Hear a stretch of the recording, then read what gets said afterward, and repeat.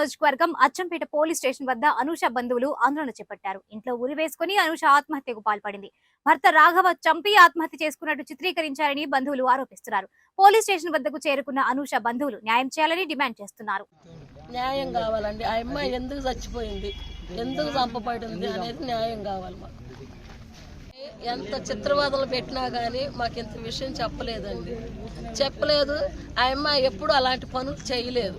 ఇవాళ చిన్న తగాదకి అన్ని మేము మాటలే వింటవా అని ఇది చేసిండంటండి. వాళ్ళమ్మ ఏందబ్బా అరుచుకుంటున్నారని ఇంట్లోకి పోయిందంట. ఇంట్లోకి పోతే అరుచుకోవటం లేదు, ఏం లేదులే, పిల్లల్ని అంగన్వాడీ స్కూల్లో పంపించు అని పంపించి ఎమ్మటనే తలుపులు వేసుకున్నారంటండి.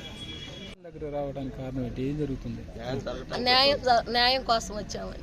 ఆ అమ్మాయి ఎందుకు ఒక్క మాటకి ఎందుకు చనిపోద్ది అది మాకు తేలాలండి.